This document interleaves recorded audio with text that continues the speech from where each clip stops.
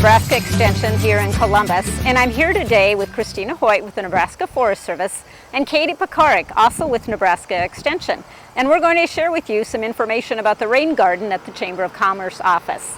How this rain garden project got started is the Chamber office came to me as an extension horticulturist and asked for ideas for their new landscape. They were open to something different, and that's key here. So I suggested a water-wise garden that would also include a rain garden, and I shared information with them about funding that could be obtained from the Nebraska Statewide Arboretum. And Christina, do you want to tell us some information about funding that is available? The funding for this garden was provided by a grant from the Nebraska Statewide Arboretum in partnership with the Nebraska Environmental Trust through a program we had called the Waterwise program. We no longer have that particular program, but we do have another one called Greener Nebraska Towns. So if you are interested in getting more funding for similar projects, be sure to check out plantnebraska.org. So the garden was designed to take water from the rooftop over here, and then water that flows off the roof and through a bioswale comes into the rain garden. So at each of the locations where the water is coming in, we fortified it with some rock, and then we've selected plants that really work to slow down that water and minimize any erosion that would be happening in the garden. The water itself is designed to stand within the garden for about 24 hours before it drains away. So in this case, we had a lot of space and plenty of water that we could have made this rain garden a lot bigger. But when you really consider what the function of this is and who we're designing for, it made a lot more sense to make this have a smaller footprint. We actually fortified specific outfalls from the rain garden. So the idea is that you tell the water where you want it to go. We want the water to stand for 24 hours and infiltrate. But then if we get more water, or if we get a gully wash or a big rain, that we have designed where we want that water to outflow. This entire landscape has been designed to be a water-wise landscape that's very diverse and a demonstration for the entire community of Columbus of different kind of landscaping that could be possible for the community. One of the things we tried really hard to do was repeat plant material throughout the landscape so it looked like a unified landscape and that it all belonged and tied together. So Christina, we're really enjoying this birch leaf spirea, so why don't you tell us a little bit more about the characteristics of it? Yeah, this is one of my favorite small shrubs. I feel like it's hard to find small shrubs that work well in a variety of conditions. So this is its mature size, and I'm actually standing back here in the rain garden, so you can see it's about waist high on me. It gets good spring blooms on it and really nice fall color. Okay, Christina, this is palm sedge, one of the popular calyxes that are grown in rain gardens. So what do you like best about it? Yeah, so, when we first discussed this rain garden, we wanted to experiment with the sedges. And one of the things I like about all sedges, including this one, is that they come up so early in the spring. Especially when we go to all of these native plants, they're sometimes a little bit slow to get going, and it just gives some green and color and some pressure to prevent weeds from germinating. The other thing about it that I like a lot in rain gardens is at either entrances where water is flowing into the garden or our overflows where water is flowing out. It is rhizomatous and makes a really thick mat, so it can really slow down water and help it absorb into the garden. Okay, and here we have one of the ornamental grasses, one of our native grasses called side oats grama. And I know when we initially put in for the plant list, we had blonde ambition, blue grama, and that does sometimes happen with planting projects. You don't quite get what you requested, although it is ornamental and it's performing well for us. So what do you like about side oats grama? I love side oats grama, and this particular substitution happened to work because blue grama and side oats grama prefer some of the same conditions. But it's really beautiful here and it's been performing really well. The one thing I would say, and this is just an observation as we go back and look at the garden, you and I were talking about this earlier, that there must not be quite as much water hitting this garden as we thought, because we're seeing side oats in the very bottom of the garden. And it technically shouldn't grow there. Right, like it technically shouldn't, and probably wouldn't like it if it was getting a lot of moisture down there. And I would say one of the things, you know, I would call side oats maybe not the most refined ornamental grass. You can see, you know, it kind of can look a little bit rough at times. And one of the ways you can make it blend in more is even to do some further out edge planting with some plant that is a little bit more refined looking. If people are feeling like it's a little too wild. All right, so this garden was originally designed to take that rooftop runoff, come from this downspout and come into the garden. When it was originally installed, because we had some timing issues, it was actually being routed around, and that can actually contribute to some of the changes in the plant material and where it has moved through time. Now the garden is designed and the water is flowing through the downspout, and it comes underneath the garden and comes and bubbles out into the garden. Okay, Christina, this is Joe Pye weed, which the bees and the butterflies are really loving this time of the year, and it's a great one, especially for the bottom of rain gardens. It is. It can withstand some of those wetter conditions. It doesn't want to be flooded out all the time. So if you have a situation where there's just constantly standing water, it's probably not the appropriate plant, but if you have a very well-functioning rain garden or bioswale, it works great in the bottom. It's also very adaptable because this Joe Pye goes from all the way to the bottom of the rain garden. You can see it comes all the way up here in the berm, and it's performing well throughout. It is. And I think you picked Little Joe. So it's a little bit shorter. The straight species gets much taller. It would get taller than us. But the butterflies, they love it.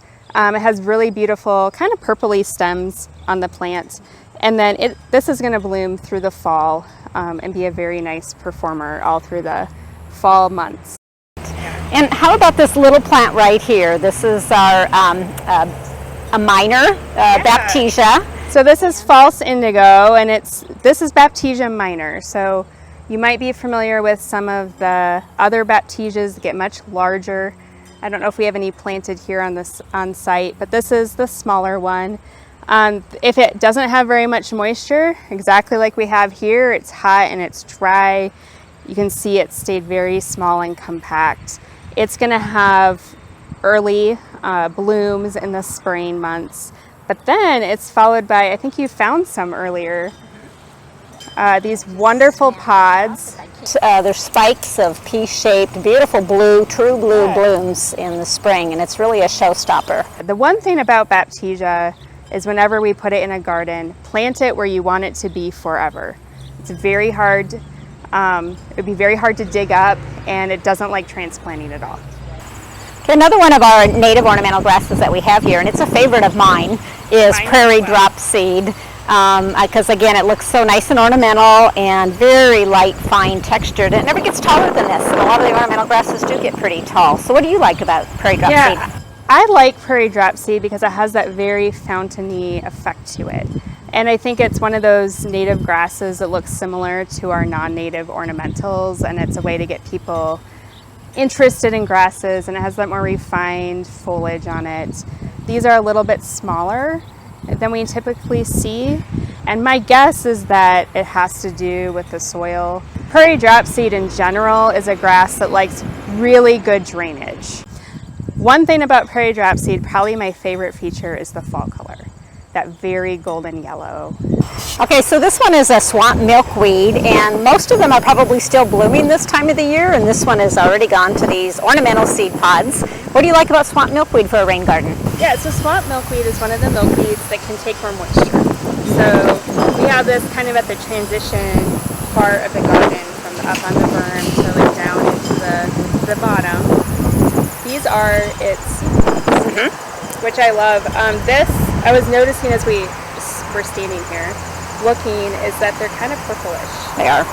And it's echoing the purple in the Joe Pye weed and the purple in the side oats. And I think it really ties it together nicely. A lot of rain gardens have these herbaceous ornamentals, and one thing that must be done is some deadheading or dead leafing. So, and this is a good example of a plant that needs deadheading. Is this a really high traffic area? So this is what I would like to call the Prissy rain garden, or the garden that needs just a lot of attention to it to keep it looking good. If it's in an area where we want public buy-in to what we're doing, we're going to have to come back and do some maintenance. And so for this one, I think you saw it right away. It's right next to the patio where people gather.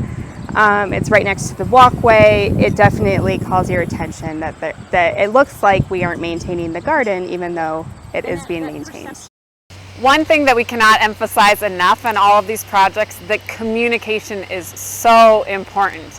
When we were getting ready to install this, we did the construction of it first and then went to do the plant installation. Well, what we found is that every time we went to install plants, there was 4 or 5 inches of standing water in this garden. It wasn't a rainy season. Turns out that we had a sprinkler head that was really just irrigating right in here. So we were getting this massive amount of water entering into the garden, pooling, and it was until we figured that out that we were able to install the plants. One item I wanted to address is trees and their role in controlling stormwater. Here at the Columbus Rain Garden, we did plant a tree adjacent to the rain garden. That is one of the areas that you could incorporate a tree into a stormwater project. So this is a really appropriate spot to plant a tree. The other thing I wanted to address is just the importance of the trees on our streets. So in this particular location, we have some really nice large hackberries along the adjacent streets that are actually canopying over the street. And that's really what we want from our street trees. And those trees are also capturing and slowing stormwater and rainfall. The rainfall is traveling down the stems, down the trunk, and then being directed into the ground. So our tree and our community forests also play a really important and critical role in stormwater capture in our communities. When you have a large construction project or a whole site that's going on, one of the really important pieces is sequencing. So this rain garden was quite literally the last thing to go in. We made sure that all of the landscaping, the sodding, the patio, the gravel pavers, everything else was done before this was put in. And the reason we do that is because we're really trying to avoid any of that additional compaction, any soil erosion that might be coming off other construction components. So the idea is to have something like a rain garden, which we're really trying to have less traffic and less compaction in, be the last thing that you install. Okay, with a project like this, partnerships are very, very important. And we have some good partnerships here in Columbus. Obviously, the Chamber of Commerce, who are very open to doing something different in their landscape. The Nebraska Statewide Arboretum, who provided the grant funding, a lot of the landscape design, some plant selection tips for us as well.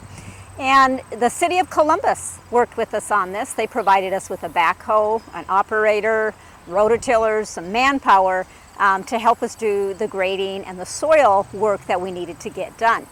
Of course, Nebraska Extension, which I'm a part of, and we had Master Gardener volunteers that assisted with the planting. And ongoing, our Master Gardener volunteers are maintaining this. They come out about twice a month to do the maintenance. And we were able to do that because this is a fairly public site. We have signage here for education to help educate about rain gardens and what they are. And because there is that educational component, we were able to have our Master Gardeners continue to do this as one of their volunteer projects to return. So all of those things together, those partnerships are very important to success. One other one I should mention was just even the landscaper and the people who were installing the sod and the irrigation, working with us and understanding what we needed with the rain garden. And it was one of the landscapers who even did the grading and created the bioswale for us. So partnerships are wonderful.